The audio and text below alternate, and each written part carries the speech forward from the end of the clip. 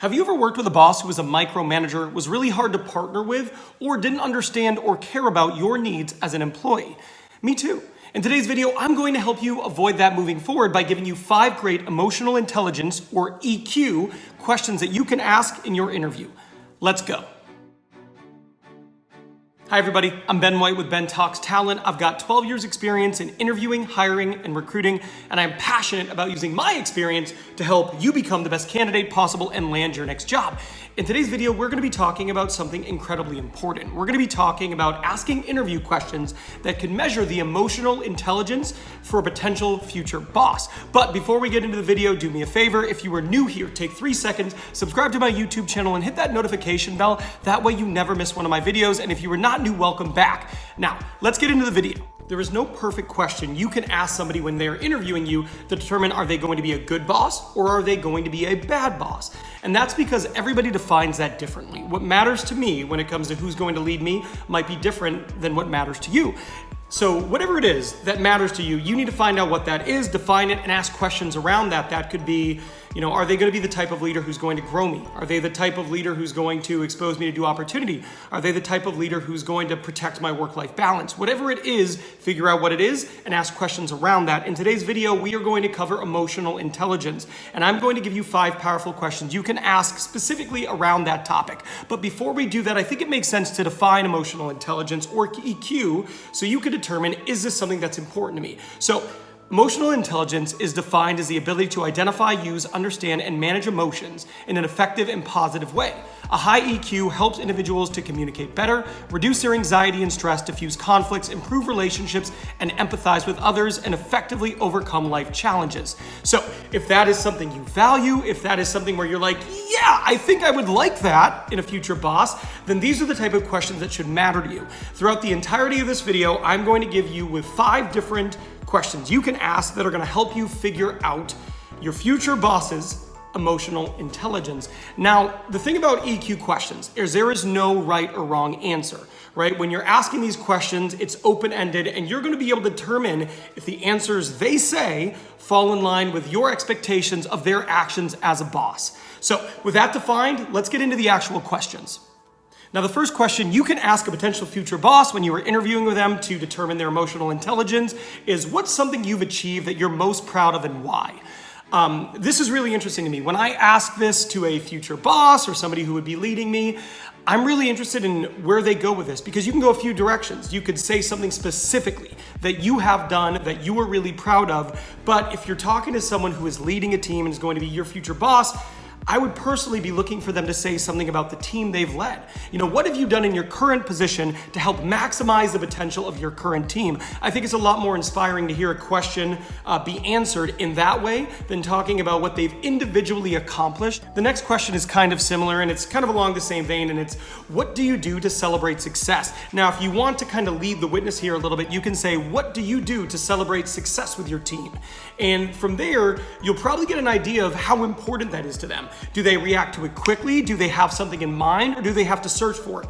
Now, the type of leader who's actually going to celebrate success with their team is going to have many examples, and it's not going to take them very long to think about it. They'll easily be able to recall recent events in which their team accomplished a task or a milestone, and they celebrated that win with their team. Me personally, when I'm thinking about EQ, emotional intelligence, and the type of leader that I want to follow, they're going to easily be able to recall recent situations in which they celebrated wins with their team.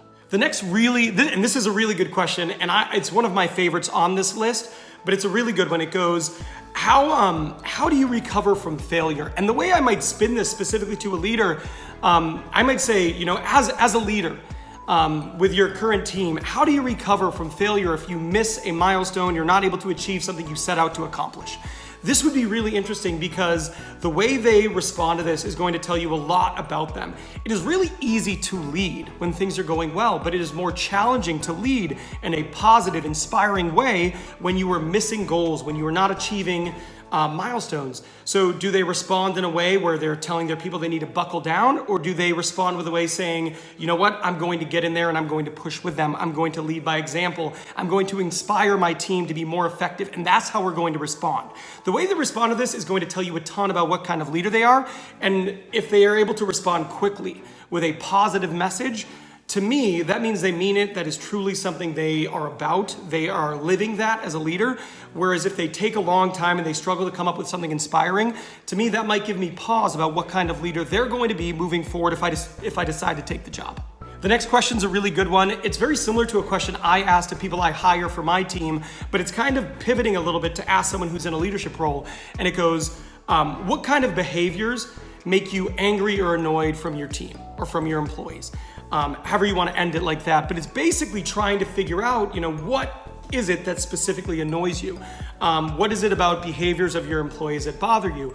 And I think it's a really valuable question because not only should it let you know, okay, what are the things that annoy them? What are the things, is it something reasonable? Is it something unreasonable? And then how do they respond?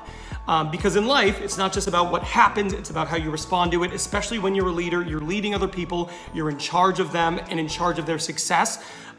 So another great question, if they say something that is entirely unreasonable and you go, whoa, that concerns me, I'd put a lot of stock in that. Is that the type of person you want to go work for?